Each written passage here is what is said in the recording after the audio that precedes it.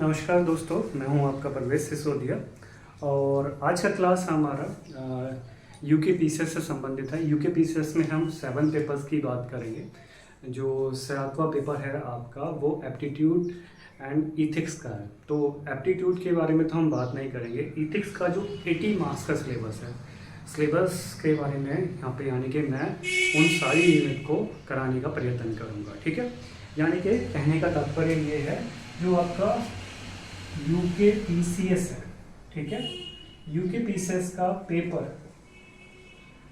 7 है, वो aptitude plus ethics का है। ठीक है, इथिक्स का है। इसमें से एप्टीट्यूड का 120 मार्क्स है और इसका 80 मार्क्स है। 80 मार्क्स में 30 नंबर का लगभग आपका केस स्टडी है, ठीक है, और आपका 50 नंबर इथिक्स का है।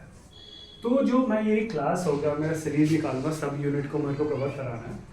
तो जो यूनिट है इसको ही मैं कवर कराऊंगा। ठीक है, तो आज का जो यूनिट है मेरा उत्तराखंड में, उत्तराखंड पीसीएस का अक्टूबर में मेंस है। वैसे तो ये वीडियो आपका यूपी पीसीएस और अन्य पीसीएस जितने भी होते हैं, एमपी पीसीएस, राजस्थान वगैरह, वहाँ सब जगह काम करेंगे। इवन यूपीएससी में भी, मैं यूपीएससी का भी सिलेबस में ये यूनिट है। ठीक है, तो आज का हमारी फर्स्ट यूनिट होगा नीति शास्त्र एवं मानवीय सह संबंध। ठीक है, देखिए मैं इथिक्स में एक चीज बताने वाला हूँ। इथिक्स का जो पेपर होता है, देखने में आपको लगेगा कि सवाल सब कुछ कर सकते हैं, लेकिन आप जनरल लैंग्वेज में उसको लिखेंगे तो आपको 20 या 25% से नंबर ऊपर नहीं मिलेंगे। और इस पेपर में बहुत कम लोग ही अच्छा कर पाते हैं, क्योंकि ये जीएस में ना आने के कारण इसको कोई इतना तवज्जो नहीं देता है। तो आज जो हम टॉपिक स्टार्ट कर रहे हैं, नीति शास्त्र और मानवीय सहसंबंध। ठीक है, इसके बारे में बात करेंगे। सबसे पहले तो हमें पता होना चाहिए कि नीति शास्त्र जो वर्ड है कहाँ से है। ये यूनान से वर्ड है, यूनान से वर्ड संबंधित है। ठीक है, यूनानी वर्ड है। ठीक है, और इसको एथिका का वर्ड यहां से लिया गया था। एथिका, एथिका का मतलब होता है रीति रिवाज। ठीक है, अब मैं रीति रिवाज के बारे में क्या बोलता हूं, जो चलन में हो, यानी कि जीवन जीने का तरीका। ठीक है, एक तरह से आपका रीति रिवाज कैसे होते हैं, जैसे कि आप फेस्टिवल मना रहे हैं, वो भी आपके रीति रिवाज है। जनरली आपने उस फेस्टिवल को स्टार्ट नहीं किया है, वो पहले से स्टार्ट है, यानी कि किसी न किसी पीढ़ी ने प्राचीन काल में या मध्य काल में या आधुनिक काल में या हमसे पहले हमारी पीढ़ी ने उस चीज़ को उजागर किया हुआ, उस चीज़ को लागू किया था या उस हिसाब से अपने सामाजिक जीवन को चलाया था। ठीक है, तो वही रीति रिवाज सही वे में जब आगे चलते हैं तो एक पीढ़ी से दूसरी पीढ़ी, दूसरी पीढ़ी से रीति रिवाज। तो रीति रिवाज उन्हें कहते हैं, यानी कि जो हमारे जीवन में चलनशील होते हैं। जैसे हिंदू धर्म होता है, मुस्लिम धर्म होता है, ईसाई धर्म होता है, जैनिज्म होता है, वो अपने धर्म के अकॉर्डिंग ही अपने क्रियाकलाप होते हैं उनको करने की कोशिश करते हैं। तो उसी तरह से रीति रिवाज जीने का तरीका होता है जो चलनशील होता है। उस समुदाय में हो सकता है, सभी लोगों में हो सकता है, पर्टिकुलर लोगों में हो सकता है, किसी भी जाति में हो सकता है, ये जाति में भी हो सकता है, कहीं पर भी इस तरह की चीज़ें हो सकती हैं। यानी कि जो हमारा यूनानी वर्ड है ये एथिका है, ये इसका मीनिंग जो था रीति रिवाज था। ठीक है, अब हम बात करेंगे नीति शास्त्र में। ठीक है, नीति शास्त्र में हम बात करेंगे, एक तो आपका वर्ड आएगा परंपरा प्लस एव कर लेते हैं, एव रीति रिवाज। ठीक है,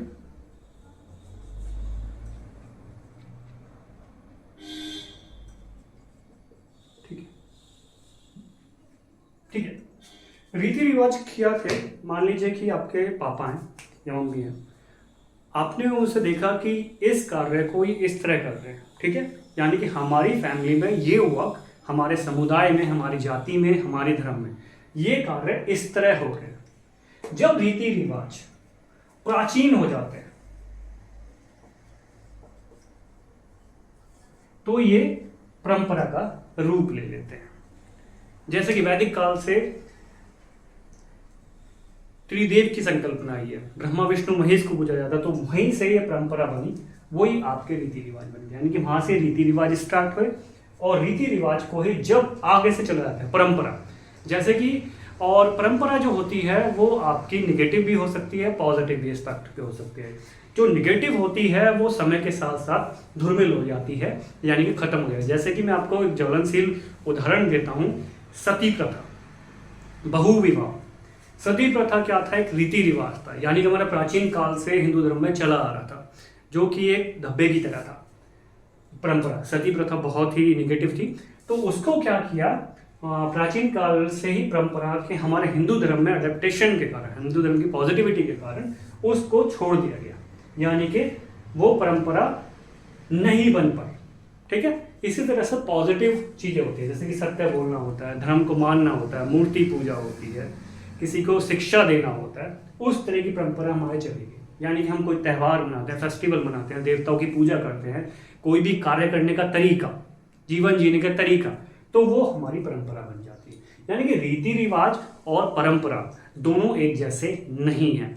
अगर रीति रिवाज प्राचीन से हो जाए तो वो आपके परंपरा में कन्वर्ट हो जाते हैं। जैसे कि मोहब्बतें मूवी में अमिताभ बच्चन परंपरा के बारे में बात बोलता है कि ये मेरी परंपरा है, इसको कार्य में ऐसा होना चाहिए। ठीक है, तो परंपरा और रीति रिवाज को आप एक साथ नहीं मिलाइएगा। ठीक है, हम अब आगे चलते हैं। अब हम बात करेंगे, परंपरा रीति रिवाज आपको क्लियर हो गया होगा। जैसे कि मैं आपको उदाहरण देता हूं, ठीक है, परंपरा का उदाहरण देता हूं। ठीक है, अशोक के शिलालेख तो आपने सुना ही होगा हिस्ट्री में, अशोक के शिलालेख। ठीक है, अब शिलालेख में धम्म की बात करता है, धम्म की बात करता है, सत्य बोलना, चोरी ना करना, समाज की रक्षा करना, इस तरह की बहुत सारी चीजें आपके शिलालेख में दी गई थी। ठीक है, उसको ही हमने धम्म, यानी कि धम्म नैतिक विचार थे,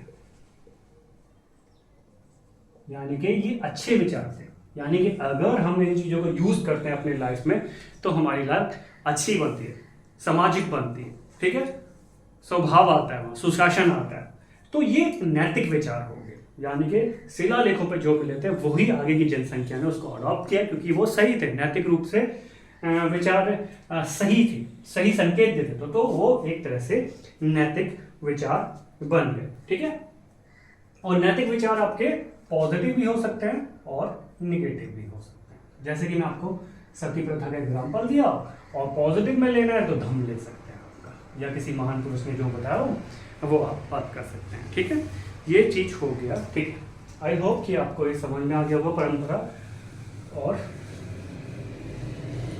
रीति रिवाज। इसके बारे में हम बात करेंगे इम्यूल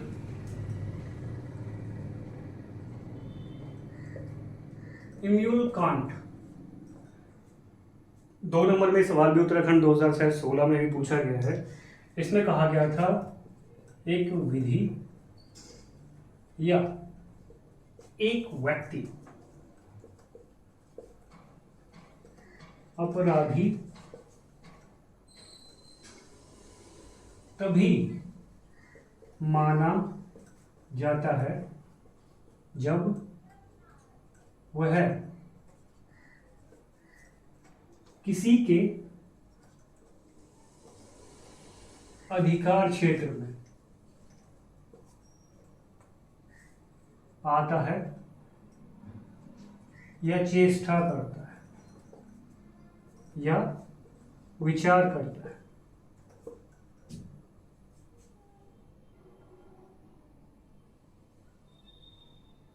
यानी कि इम्यूल कांट ने क्या कहा कि मान लीजिए कि आपकी प्रॉपर्टी है, अब दूसरा उसमें गिद्ध की नजर गड़ाए हुए बैठा हुआ है, तो ऑब्वियस सी बात है उसका जो चरित्र है या उसके आपके प्रति स्वभाव है वो निगेटिव है, यानी कि वो आपकी प्रॉपर्टी को हड़पना चाहते हैं, यानी कि उसके गलत विचार है।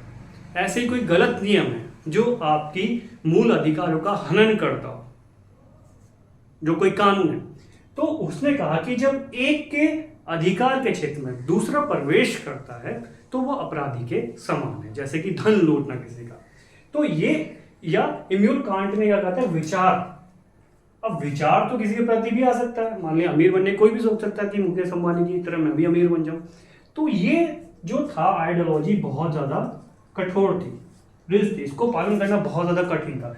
यानी कि इम्यूल कांट ने यही डेफिनेशन दी थी अपराधी की या पापी की, यानी किसी के अधिकारी क्षेत्र में कोई प्रवेश करने की कोशिश करता है, आप उसको अपनी लाइन में लिख सकते हैं, तो उसके नजर में एक वो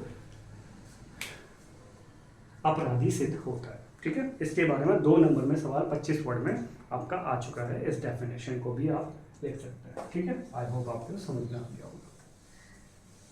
साथ के साथ में आप कॉपी पेन से नोट करके पहले नोट्स बना लेना, फिर उसको अपनी लैंग्वेज में अपने हिसाब से लिख लेना, क्योंकि आपका जो उत्तराखंड पीसेस में 80 नंबर में इथिक्स जो आएगा उसमें 25 वर्ड के सवाल आएंगे और 50 वर्ड के आएंगे, और आपके 200-250 के 2 सवाल आएंगे। ओके, हाँ, 30 नंबर की केस स्टडी है, तो इतना पैनिक नहीं होना, इतने इतने शब्द से ही आपका सवाल बन जाएगा। मैं आपके उत्तराखंड पीसेस के हिसाब से इसको पढ़ाने की कोशिश कर रहा हूँ। ठीक है, ये चीज हो गया, इम्यूल कांट हो गया।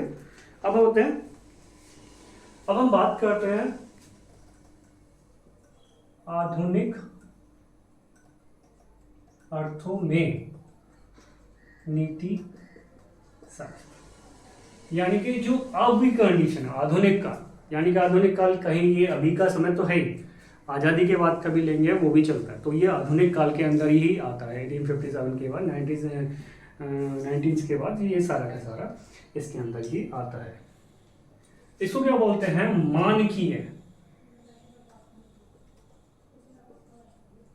नीति शास्त्र। मानकीय नीति शास्त्र, मानकीय यानी कि जिसको सभी ने संतुष्टि दी है, यानी कि जिसको सब मानते हैं एक तरह से। अब किसको मानते हैं, मान लीजिए किसी महान नेता ने कोई बड़ी बात की हो, किसी ने अंबेडकर जी ने कोई बड़ी बात कही हो, विवेकानंद ने बड़ी बात की हो, गांधी जी ने कहा क्योंकि वो हमारे महान नेता है, स्वतंत्रता सेनानी भी रहे हैं। ठीक है, तो उन्होंने जो बात बोली होगी तो उस पर लोगों का ट्रस्ट होता है, इसीलिए लोगों ने आंदोलन किया। ठीक है, तो इसमें क्या क्या चीज आते हैं, कुछ मानको, मानक क्या होंगे, सत्य, निष्ठा, असत्य, गलत काम ना हो, सत्य होगा तो उसको मान्य होगा, असत्य होगा तो नहीं मान्य होगा। ठीक है, कुछ मानकों के आधार पर, आदर्शों के आधार पर, ठीक है, सिद्धांतों के आधार पर,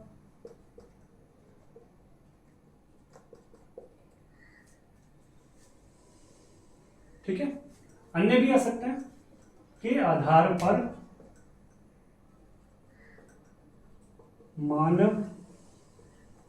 कर्मों का अध्ययन है।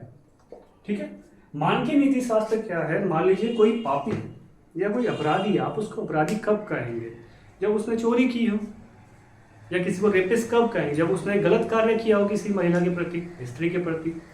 तो ये एक आदर्श हो गए, मानक हो गए, सिद्धांत हो गए, नियम हो गए, प्रकृति के नियम हो गए, प्रकृति को नष्ट नहीं करना चाहिए, हमें ऑक्सीजन नहीं मिलेगी। ठीक है, तो इन आदर्शों, मानकों पर, सिद्धांतों के आधार पर हम किसी मानव को जज करते हैं। अगर हम उसको जज करते हैं उसके साथ ही उसके कर्मों का अध्ययन कहते हैं, इसी को हम नीति शास्त्र, मानकीय नीति शास्त्र कहते हैं, कि ये मानवीय है या अमानवीय घटना है। तो हम इसी कंडीशन में सारी चीजों की बात करते हैं। आई होप कि आपको समझ में आएगा मानकीय नीति शास्त्र किसे कहते हैं, छोटी सी डेफिनेशन आप उसको अपने हिसाब से लिख सकते हैं। अब बात आती है कि नीति शास्त्र की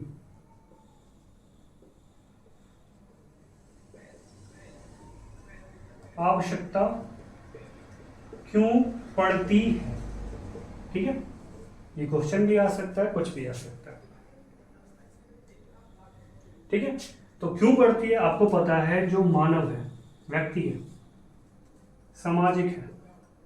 ठीक है, सामाजिक होती है, इच्छाएं होती हैं, ईर्ष्या होती है, जरूरतें होती हैं, बहुत सारी चीजें होती हैं। ठीक है, ये सारी चीजें उसमें उड़ती हैं।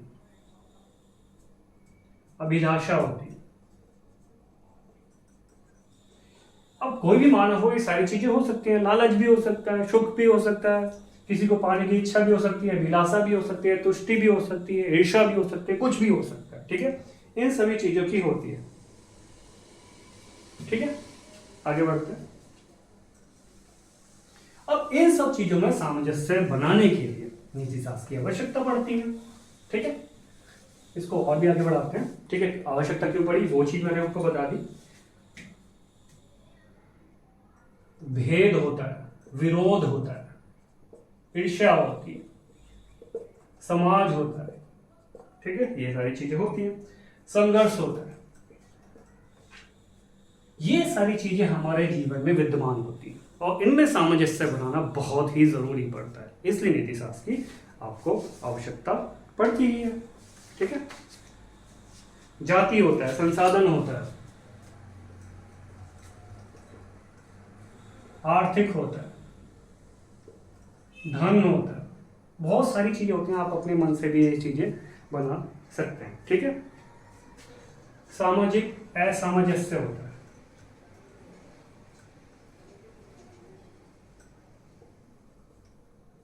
सामाजिक असमंजस, बहुत सारे वर्ड हैं, 10 से 20 वर्ड आप अपने मन से भी सोचेंगे तो बना लेंगे और डेफिनेशन आपकी बन जाएगी, कोई इशू नहीं होगा।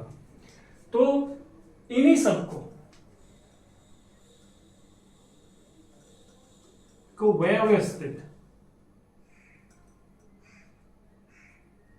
व्यवस्थित करने के लिए नीति शास्त्र की आवश्यकता पड़ती है। ठीक है, नीति शास्त्र यूज होगा तो उससे क्या आएगा, सुशासन आएगा, प्रशासन आएगा, लक्ष्य आएंगे, यानी कि खुशहाली आएगी, कल्याणकारी राज्य आएगा। तो इस तरह की सारी चीजें, तो आपसे कोई पूछे नीति शास्त्र क्यों जरूर आने के मानकों में, इस कारण आप उसको डेफिनेशन आपको बना सकते हैं। देखिए, मैं आपको पहले ही बता देता हूँ, इथिक्स में 2 बुक्स होती हैं, जी सुब्बा राव या लेक्सिन नॉन की। लेकिन जो आपका उत्तराखंड का सिलेबस है वो उस लेवल का नहीं है, क्योंकि उसके 40% में तो आपके थिंकर के बारे में ही बताया गया है, वो बहुत टफ होगा, आपको समझ में नहीं आएगा। तो जो मैं आपको पढ़ा रहा हूँ इसी की आप छोटी छोटी डेफिनेशन बना लीजिएगा, उत्तराखंड में आपके लिए इतना काफ़ी रहेगा। एक एक यूनिट, कम से कम 20 या 25 यूनिट जितने भी होंगे, आज मैं 1 यूनिट ख़त्म करूँगा और अच्छा रिस्पॉन्स आया। अगर आप चाहते हैं कि मैं उत्तराखंड के 80 नंबर का सिलेबस पूरा का पूरा कंप्लीट करूँ तो उस वीडियो को प्लीज़ करके शेयर कीजिएगा। ठीक है, मुझे आप लोगों के सपोर्ट की ज़रूरत है। ठीक है, चलो आगे की बात करते हैं। सब्सक्राइब, लाइक और कमेंट तो लिखिएगा ही, और जो यूके पीसेस मेन दे रहे हैं या पीसेस भी कहीं का भी दे रहे हैं, वो भी इस तरह की वीडियो को आप शेयर कीजिएगा, क्योंकि इथिक्स की वीडियो आपको यूट्यूब पे नहीं मिलेंगी। जनरली सभी के सब सिलेबस ही चेकिंग करते रहते हैं। ठीक है, आपको पता लगे नीति शास्त्र की आवश्यकता क्यों होती है। ठीक है, अब हम बात करते हैं नीति शास्त्र के सार तत्व। नीति शास्त्र के सार तत्व। ठीक है, ये भी आपका हेडिंग है। अब हम बात करेंगे सबसे पहले इसमें मनुष्य के कर्म। मनुष्य के कर्म, मनुष्य कर्म क्या होते हैं, ऐच्छिक भी होते हैं, अनैच्छिक भी होते हैं। ठीक है, ऐच्छिक जो आपके अनुरूप होते हैं, आप जो चाहते हैं वो, अनैच्छिक जो आपके अनुरूप नहीं होते हैं, किसी ने जबरदस्ती कराया, अनैच्छिक उसको बोलते हैं। ठीक है, समझिए। पहले को बोलते हैं सचेतन। सचेतन के ब्रैकेट में लिख लीजिएगा इच्छा से,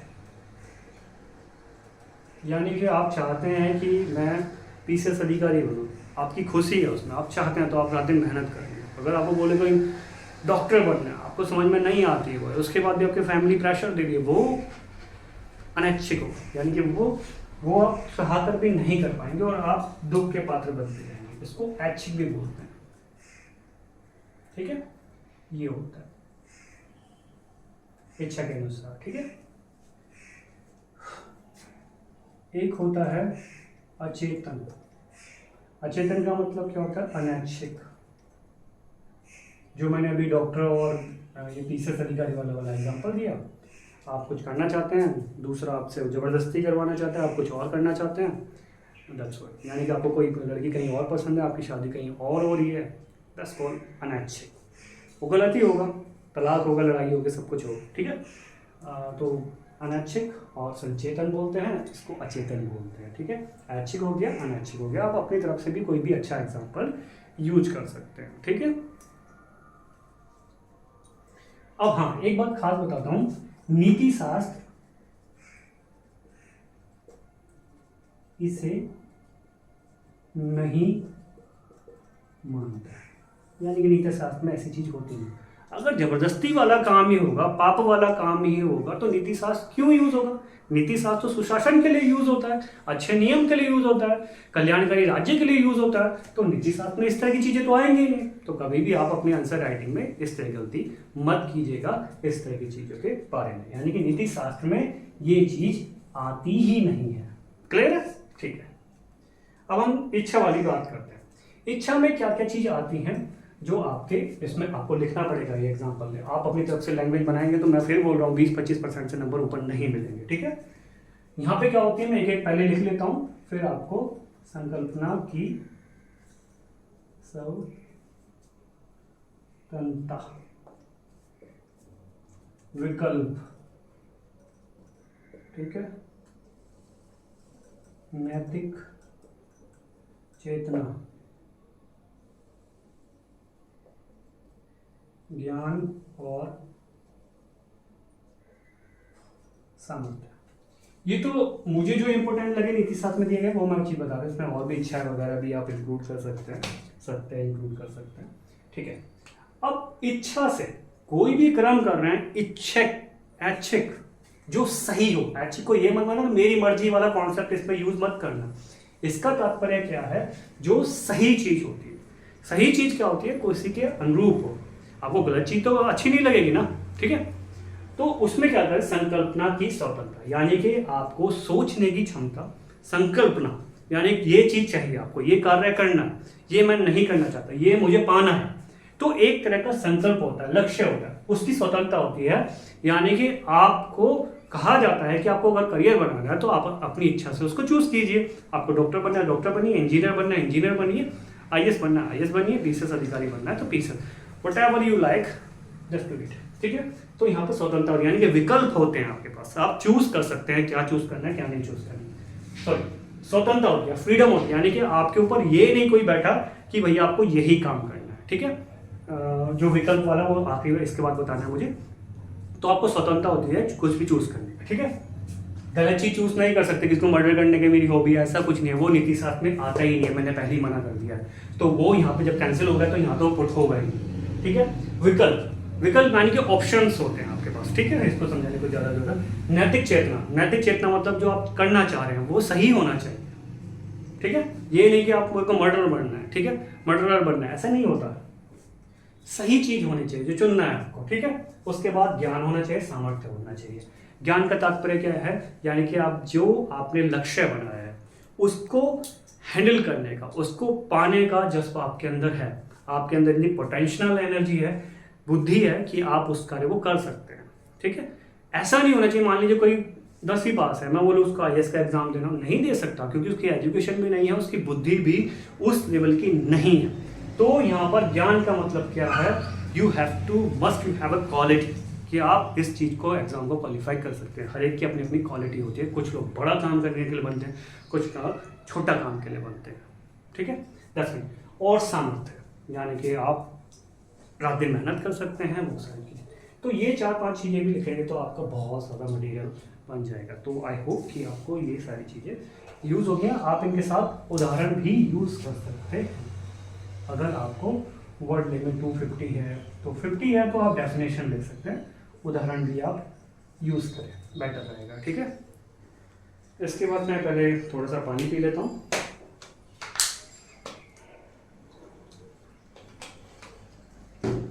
प्लीज़ सपोर्ट कीजिएगा वीडियो को, ठीक है, क्योंकि इथिक्स का वीडियो बहुत कम लोग बना पाते हैं। मुझे नहीं पता भाई। और आपका सपोर्ट मिलेगा तो मैं पूरा सिलेबस आपका 20 वीडियो में 10-15 जितनी भी बनेंगी छोटी छोटी वीडियो यूनिट के हिसाब से मैं कोशिश करूँगा उसको कंप्लीट करने का, ठीक है। तो ये हो गया नेक्स्ट टॉपिक, और इनकी डेफिनेशन आपको खुद बनाना पड़ेगा।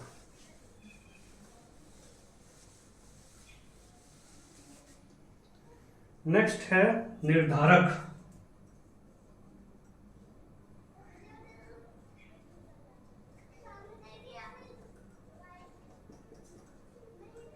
निर्धारक नीति शास्त्र।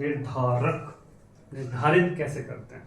आप पढ़ाई में अच्छे हैं तो आपका निर्धारण हो जाता है कि भैया ये बंदा कुछ करेगा, दैट्स लाइक उसके लिए। इसको बोलते हैं नैतिक प्रत्यय। प्रत्यय नहीं है, प्रत्यय है, ठीक है। यह ही है वो, ठीक। क्या क्या होता है नैतिक प्रत्यय? सत्य, असत्य, ठीक है, शुभ, अशुभ, उचित, अनुचित। देखिए मैंने पहले क्या है, निर्धारक तक नेगेटिव भी है पॉजिटिव है, तो ऑब्वियस सी बात है पॉजिटिव चीज मानी जाएगी। तो ये निर्धारक था, तो कैसे डिसाइड करेंगे कोई चीज अच्छी है, कोई शुभ है या अशुभ है? अशुभ काम अशुभ होता है, शुभ काम सत्य असत्य के हिसाब से। आप कोई भी विचार है आप उसको जज करेंगे कि यार सत्य है या सत्य है, कोई झूठ बोल रहा है सत्य बोल रहा है, सच्चे बोल रहा होगा तो नैतिक रूप से होगा। तो ये पहले निर्धारक नीति शास्त्र। तो इन सब चीजों की वजह से तो आप किसी चीज को जज करते हैं। वांछनीय, अवांछनीय, ठीक है, प्रशासनिक, अप्रशासनिक। बहुत सारी चीजें आप ऐड कर सकते हैं आपकी वर्ड लिमिट के हिसाब से, जितने वर्ड का क्वेश्चन आ रहा है उसके हिसाब से आप ये सब मिला के आप इनको कंप्लीट कर सकते हैं। यानी कि इनके आधार पर ये तो मैंने मोस्ट इंपोर्टेंट जो लॉजिक है वो मैंने आपको बता दिया।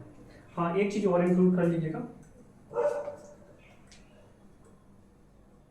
देश काल परिस्थितियां, ठीक है। देश काल में क्या परिस्थिति? देश प्रथम। ऐसा नहीं कि मान लीजिए कि आपको पाकिस्तान किसी आप इंडियन आर्मी के सोल्जर हैं, ठीक है, या पुलिस मैन है कहीं कर भी, और आपको दुश्मन देश की पुलिस ने या किसी ने भी असामाजिक तत्वों ने आपको पकड़ लिया, तो आप उनसे उन्होंने पूछा कि आप अपने सीक्रेट बताइए कि चाहिए, तो सीक्रेट आप सत्य बोलना चाहिए मुझे, क्योंकि सत्य लिस्ट में बोला गया है सत्य बोलना चाहिए। That's not fair. जब हम देश काल परिस्थितियों की बात करते हैं नीति शास्त्र में, तो हमारा कंट्री फर्स्ट आता है, जनगण मन फर्स्ट आता है, उससे ऊपर कुछ नहीं, पहले अपना देश है, ठीक है। तो वहाँ देश प्रथम, इसमें आप एग्जाम्पल यूज कर सकते हैं। तो इस तरह की स्थितियों को भी आप, ठीक है, यानी कि कोई आपका सीक्रेट बाहर देश में बेच रहा है तो वो अनैतिक है, भले ही वो सत्य बोल रहा है उस कंट्री के हिसाब से, ठीक है, देश प्रथम। आई होप कि आपको इसको ये क्लियर हुआ होगा। इसके बाद एक और बात करते हैं, साधन और साध्य होगा, ठीक है, साध्य।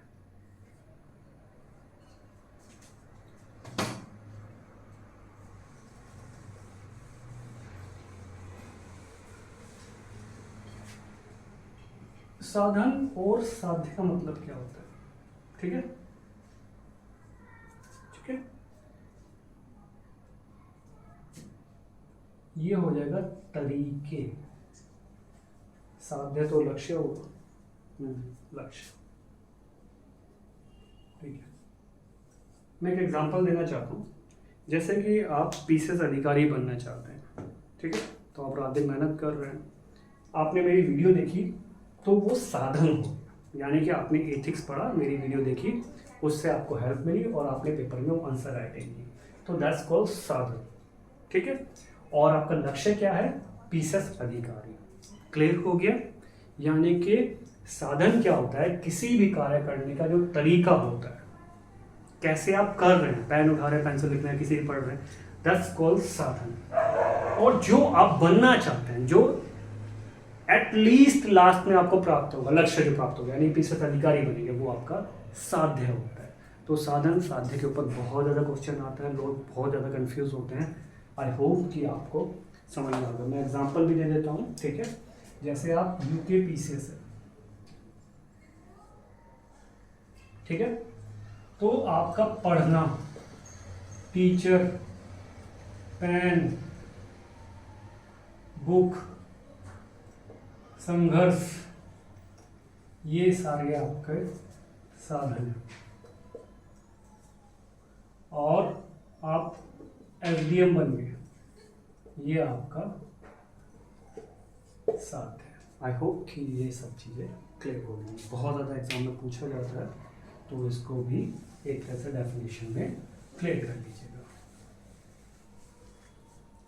नेक्स्ट हम बात करेंगे, जो मैंने स्टार्टिंग में नीति शास्त्र और मानवीय सहसंबंध, वही यूनिट चल रहा है, अभी पहली यूनिट फिनिश नहीं हुई है, ठीक है। इस चीज़ को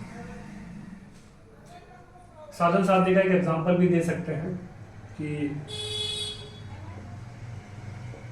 गांधी जी कहते हैं, जैसा बीज वैसा वृक्ष, ठीक। बबूल का वृक्ष बोलोगे तो बबूल उगेगा, फल का वृक्ष बोलोगे, आम का वृक्ष बोलोगे तो आम होगा।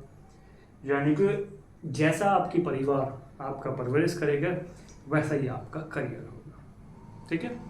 आप अपने बच्चों को शिक्षा देंगे तो वो अच्छा जाएगा, नहीं शिक्षा देंगे तो अब्यूज़ देगा, रेपिस्ट बनेगा, बुरे बुरे कर्म करेगा, क्रिमिनल एक्टिविटीज़ में जाएगा। तो प्लीज़ करके पैसों के पीछे भी ज़्यादा ना भागें, अपने फैमिली पर भी ध्यान दें, ठीक है। तो ये आपका साधन और साध्य के ऊपर बात हो रही है, ठीक है। अब हम आगे के ऊपर आते हैं। नेक्स्ट है हमारा मानव कल्याण। इसमें एक चीज हम पढ़ेंगे, सम्मम बोनम। इसको एक बढ़िया लेना, चरम स्थिति,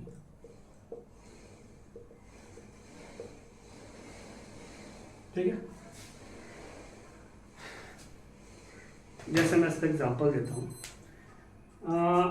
मान लीजिए कि हमारी बीजेपी गवर्नमेंट है, जो मोदी जी हैं, वो गरीबी को कम करना चाहते हैं, ठीक है। तो वो प्रोग्राम्स ला रहे हैं, कल्याणकारी राज्य का कॉन्सेप्ट ला रहे हैं, जीडीपी को बढ़ाने की कोशिश कर रहे हैं, ठीक है। तो वो एक तरह की रणनीति होगी, कार्य रणनीति। लेकिन चरम स्थिति क्या होगी, जैसे ही कहा जाए भारत से गरीबी एक दिन पूर्ण रूप में समाप्त हो जाए।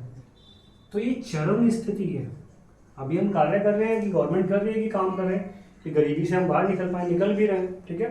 लेकिन हमारी चरम कंडीशन क्या होगी कि गरीबी एक दिन पूर्ण रूप से ही देश से समाप्त हो जाएगा। यानी कि जैसे कि हम इकोनॉमी बोले कि एक दिन हमारी जीडीपी सबसे बड़ी जीडीपी होगी, अर्थव्यवस्था होगी, विश्व में फर्स्ट नंबर पे आ जाएगी, अमेरिका, चीन बाकियों को हराता है। तो ये संपन्न बोनम होता है। इसकी डेफिनेशन भी बहुत बार यूपीएससी, पीसीएस और उत्तराखंड पीसीएस में भी बहुत ज़्यादा पूछा गया है। आई होप कि आपको समझ में आ गया। आप अपनी तरफ से भी एग्जाम्पल यूज़ कर सकते हैं, नो डाउट। लेकिन चरम स्थिति यानी कि किसी कार्य पूर्ण रूप से लक्ष्य प्राप्त करने को चरम स्थिति, संपन्न बोनम कहते हैं। परम सुख की प्राप्ति करना, जैसे मोक्ष होता है, बुद्ध में भगवान ने बोला गया। तो आप अपने हिसाब से इसकी डेफिनेशन बना सकते हैं। मैंने आपको ये सारी चीज़ें बता दी। बस आपको काम क्या करना पड़ेगा मेरे लेक्चर के हिसाब से, क्योंकि मैं रटन वाली विद्या देने पर बिलीव नहीं करता हूँ। तो आपको लेक्चर पढ़ के आराम से बैठ के वीडियो को देख के स्वयं के पहले इस वीडियो जितना मैंने लिखा है बोर्ड पे उसको उतारना है, फिर उसको अपनी लैंग्वेज में लिखना है, अपने नोट्स बनाने हैं। तो ही आपको क्लास बहुत ज़्यादा फ़ायदा देगी और एग्ज़ाम में आपको कोई प्रॉब्लम नहीं होगा। ठीक है, चलिए फिर हम आगे बात करते हैं। ठीक है, एक प्रकार के जो था, अब हम दूसरे प्रकार के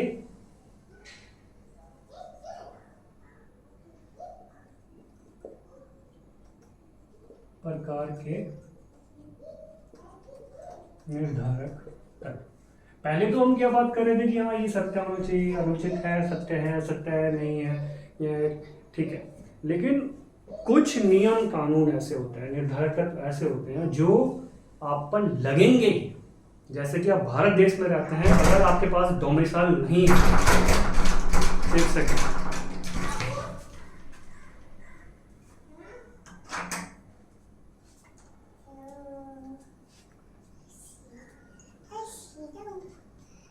डोमिसाइल नहीं है, तो ये क्या होते हैं, ये बाध्यकारी तत्व होते हैं।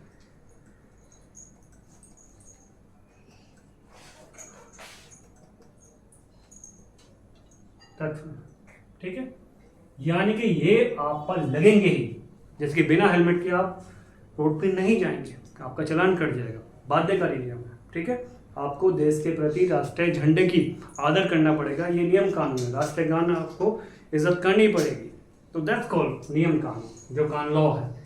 ये बाध्यकारी होते हैं, आप चाहें या ना चाहें, डजंट मैटर, ये आप पर अप्लाई होंगे। तो ये बाध्यकारी निर्धारक तत्व होते हैं। कौन कौन से होते हैं मैं आपको सारा बता देता हूँ। सबसे पहला आएगा विधि। विधि को आप कानून भी कह सकते हैं, ठीक है, कानून हो सकता है। दूसरा आएगा आपका, ये प्राथमिक होते हैं, सबसे पहले ये आते हैं प्राथमिक, ठीक है।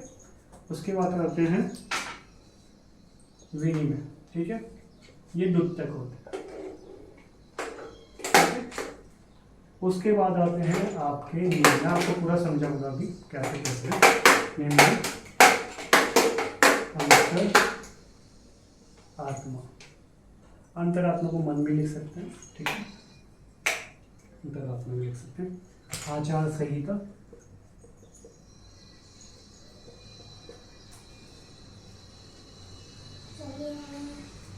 एक आप होगा, इसको आचार संहिता को संगठन के लिए,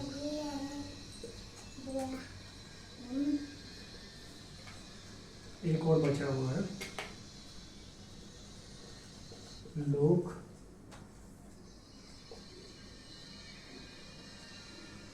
सेवक मूल्य, ठीक है। तो ये आपके जो होते हैं, ये आपको कंपलसरी मानना ही पड़ेगा, ठीक है। पहला क्या होता है, विधि, यानी कि जो आपकी लोकसभा राज्यसभा मिलकर रूल एंड रेगुलेशन विनिमय बनाती है, अध्यादेश बनाती है, एक्ट बनाती है, वो कानून होता है, ठीक है, जिसके हिसाब से प्रत्येक देश के नागरिक उसको पालन करते हैं, क्योंकि वो कानून बन चुका है, एक्ट बन चुका है। दूसरा क्या होता है, विनिमय होता है, उसको अप्लाई करना एक तरह से।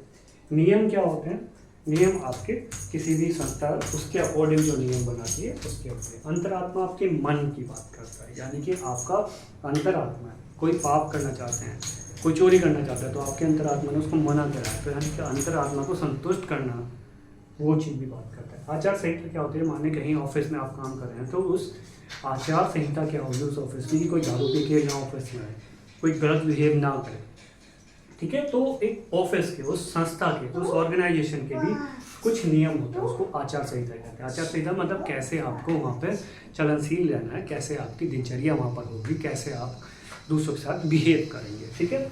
एक होता है लोक सेवक और सिविल सेवकों के मूल्य। ये टॉपिक है जो मैं आपको अगली कक्षाओं में या आने वाली कक्षाओं में आपको पढ़ाने का प्रयत्न करूँगा। आई होप ये सारे के सारे कंपल्सरी होते हैं, यानी कि इनमें आपका ऑप्शन नहीं होता है, यानी कि भारतीय झंडे का आपको आदर करना है तो आप आदर करेंगे, ठीक है। ये सारे के सारे कंपल्सरी हैं। पहली बोल रहा हूँ बाध्यकारी हैं, नो इफ नो बट, ये आप पर लागू होंगे। जो उससे पहले बताए थे वो आप पे लागू हो भी सकते हैं, नहीं भी लागू हो सकते हैं, ठीक है, बट ये आप पर लागू होंगे। अगर आप इन्हें लागू नहीं करेंगे तो आप पनिशमेंट होंगे, दोषी सिद्ध हो जाएंगे। जुड़े जाओ उधर, ठीक है।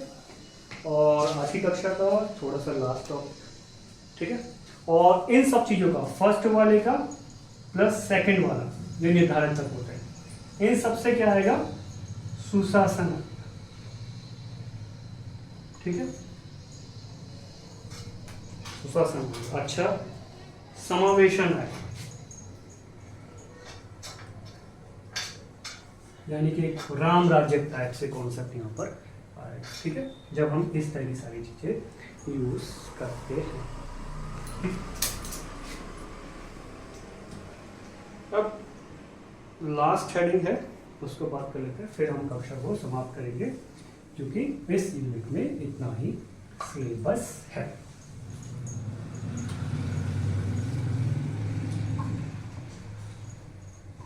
नीति शास्त्र के आयाम।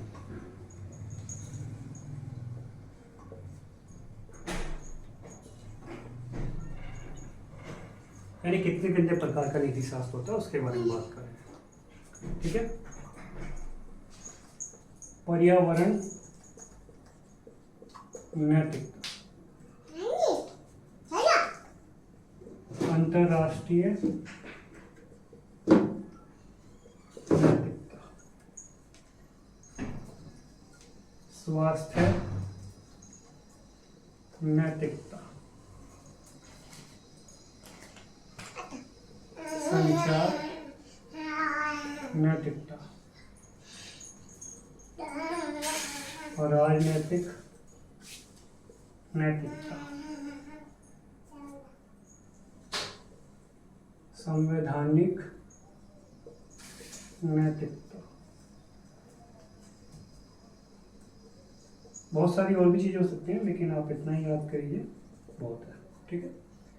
पर्यावरण नैतिकता तो आपको पता ही होगा, पर्यावरण हाथ नहीं होना चाहिए, प्रकृति का इतना भी ध्यान नहीं करना चाहिए कि फ्यूचर में उसके लिए कुछ बचे ना। अंतर्राष्ट्रीय नैतिकता, यूएन वगैरह, वर्ल्ड बैंक, रूल रेगुलेशन जैसे बताया, सब बहुत सारी चीज़ें होंगी। स्वास्थ्य नैतिकता क्या होगी कि आप इस तरह का कोई काम न करें, केमिकल काम न करें, न्यूक्लियर वेपन ऐसा यूज़ न करें, दूसरे देशों की हानि हो जाए या वायरस ना फैला दें, जैसा कि चीन में हुआ है। संचार नैतिकता, कितनी सूचना आपको आदान प्रदान करनी है, उसका जो प्रोटोकॉल है। राजनीतिक नैतिकता कि आपके कॉन्स्टिट्यूशन में क्या क्या बताया गया है राजनीतिक दलों के लिए। संवैधानिक नैतिकता कि आपको संविधान के अनुसार कार्य करना चाहिए, उसका उल्लंघन नहीं करना चाहिए। और व्यापार नैतिकता यानी कि ट्रेड करने क्या क्या होनी चाहिए, ठीक है। यानी कि आप ऐसा ट्रेड ना करें कि एक देश भूखा मर जाए और दूसरा देश अमीर बनता जाए, यानी कि किसी प्रोडक्ट का आप इतना महंगा ना बना दें कि अगर वहाँ होता है तो आप उस कंट्री को बर्बाद ही कर दें। आई होप कि आपको फर्स्ट यूनिट नीति शास्त्र और मानवीय सह संबंध समझ में आ गया। उसके नोट्स बनाइएगा, प्लीज़ करके कमेंट जरूर लिखिएगा। और अगर आप चाहते हैं कि मैं नीति शास्त्र का पूरा सिलेबस कवर अप करूँ तो इस वीडियो को प्लीज़ करके शेयर और लाइक ज़रूर कीजिएगा अपने स्टेटस पे या जहाँ पर भी आपको मौका लगे, सब्सक्राइब तब कीजिएगा। तो ये मेरी फर्स्ट यूनिट यहाँ पर फिनिश होती है। I hope you like my video, तो then you like me my video, please subscribe and like. Thank you so much, bye bye, take care and best of luck for your exam.